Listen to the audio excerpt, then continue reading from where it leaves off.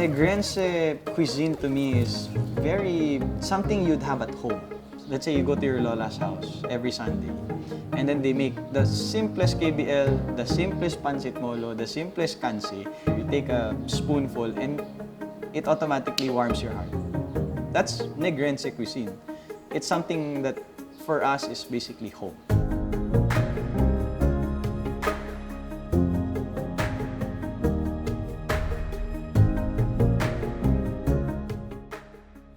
When I was younger, in our old house here in Hinigaran, in the kitchen, I remember so young pa, they would sit me on a high chair, and then my lola would start cooking. She'd start making food, she'd start making Pampanga dishes, ginatan and all of that, and she'd always make me try. And then that's where I remember like, oh, I love this. I love food, I love the process, and then trying every step.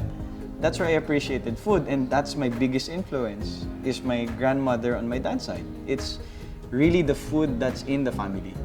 That's where it all came to be na, yeah, I really love to cook. I love to cook, I love food, and it became a passion at the long run.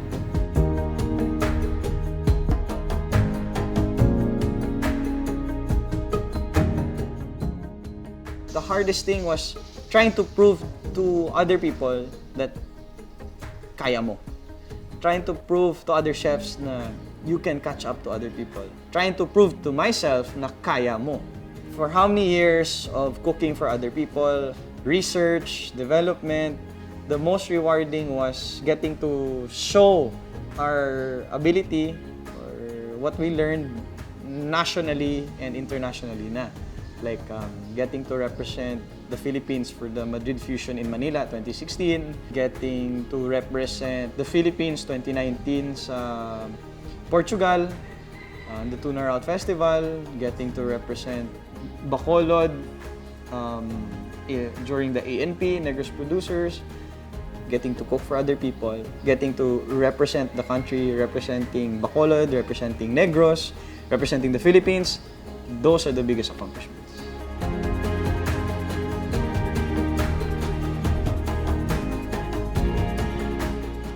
The part that I love the most is when I source the ingredient.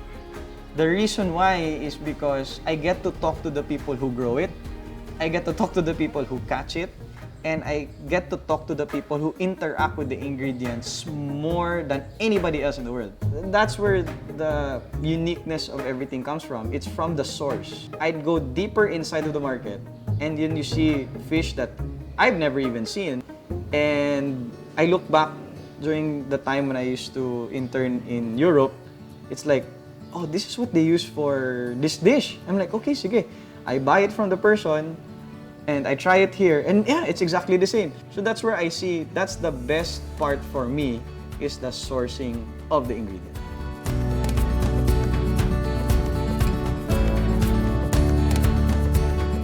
In general, Negrense cuisine, you can't find it anywhere else. It's a big difference. That's what also makes our cuisine unique, is because everything what we use is sourced literally on the island. That's the best thing about it.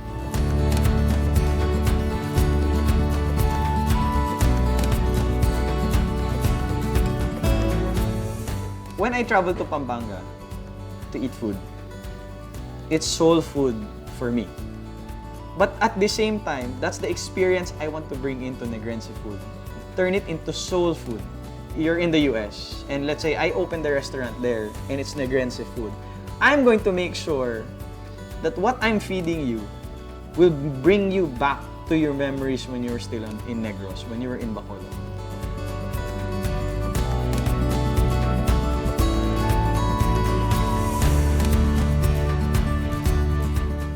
I did research, why don't I fry molo?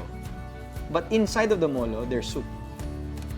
So I did that for one ANP event, the Arima before, and I fried the molo, but with soup inside. So you see, it's crispy on the outside, but there's soup in the inside, and when you take a bite, oh, it's crunchy, but it tastes exactly like molo. It's not your usual molo, but it will make you remember, pancit molo ni. So that's the second goal. So it brings you back.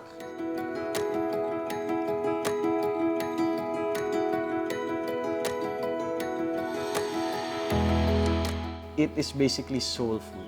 It will touch your soul, it will touch your heart, it will make you feel at home no matter where you are. From visual to smell to taste, everything is there. That's the challenge. That's actually the biggest challenge, is how we keep things traditional. In the sense traditional is that you can make it look like something else. You can deconstruct it or whatever. But it has to stay true to the taste.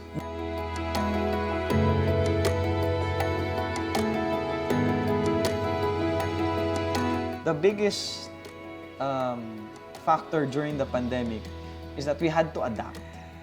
We had to adapt the situation due to the fact that we had to come up with certain ways on how we can cater to our public, but aside from food, also service. We made set meals for families. We made DIY meals, do it yourself at home. And that was the most difficult because how long can we make this last? It was a huge gamble every single time we started to create something new so that people wouldn't get bored. Always support local.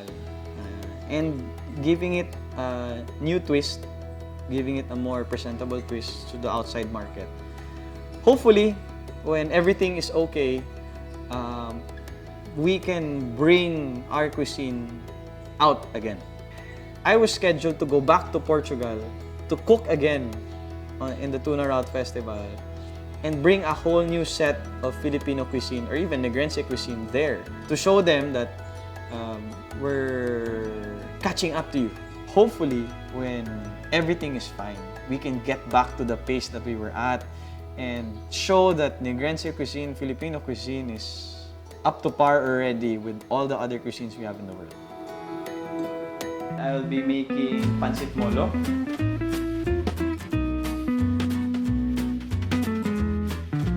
The farm-to-table concept that we have here, especially with this dish, is because the basic ingredients of molo is chicken, pork, and shrimp.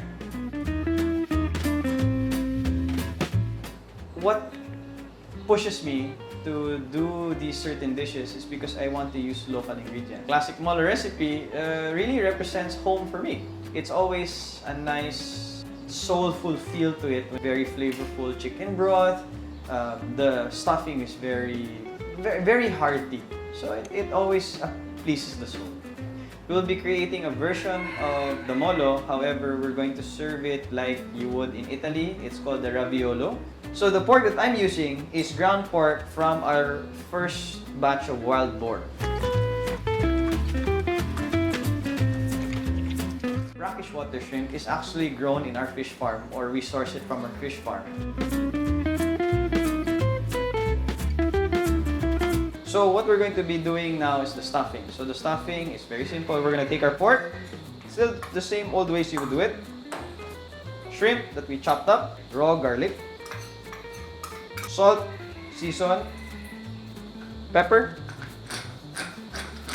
So all we're going to do is just mix this. So if you see, it already almost looks like a very sticky consistency, which is what we want. Now, set this aside. And now we're going to be rolling the dough.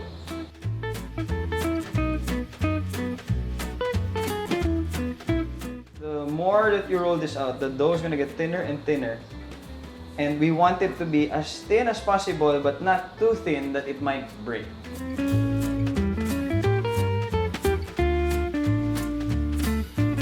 So you take a cutter and we cut the size that we want. What we can use is a cup of rice or a small bowl. Take our knife, cut it around. Now, so we have our molo wrapper. Now what we're going to do is we're going to stuff the filling that we made into our molo wrapper. Take some of your filling, then place it in the middle. Then make a small well. We're going to make it different. So what's going to set this apart is because we're going to put an egg yolk in the middle. Basically, the yolk in the middle the molo still has a little bit of a or soft-boiled texture. So it gives a richness to continue the chicken flavor that you have coming from the broth.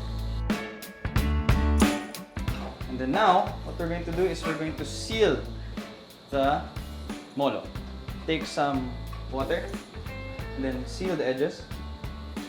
Then we're going to take the top part of our molo wrapper, and then make sure to press on the sides.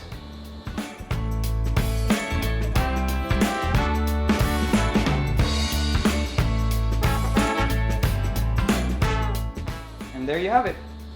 This is my version of the molo, but with a fresh egg yolk in the middle. So now what we're going to do is we're going to parboil this. So we take the molo and now we put it in salted hot water. And then now we're just going to cook this for just about till it becomes transparent. After just about 5 to 10 minutes, we can see that the molo is actually already cooked. Now the wrapper starts to take a more almost transparent look to it, and then you can tell. Now if you touch it and it is firm, then you know that it is cooked. So we take this out of the water and then we place this on our serving bowl. Now what we're going to do is present this in a more unique way. So this is chicken skin that we already deep fried ahead of time, and then what we're going to do is break this apart. What we're going to do is we're going to layer this on the molo. So finely chopped spring onions, fried garlic, and edible flowers. So we take some of our blue ternate flowers and our bougainvillea flowers. Again, these are actually edible. So putting edible flowers, we add more color to it, so to give it a more brighter appeal, a more unique appeal. It's a way of showing that we can brighten up Filipino food. The last part is the achuete oil or chicken oil. So this is the achuete seed that we cooked in a little bit of oil or chicken fat with a little bit of garlic and a little bit of salt, and it's very flavorful, and this is what we're going to do. Finally, the soup element. Instead of pouring the soup right away, what we're going to do is we're going to use a French press. So take our stock that we created. So this is still the classic molo chicken stock. However, again, we use the chicken feet and we use the chicken neck. So we have the more flavorful collagen. Again, this has fried garlic, spring onions inside the French press. Plunge the ingredients. So we take the soup and then we just pour a little bit around. Alright guys, so enjoy my version of the pancit molo.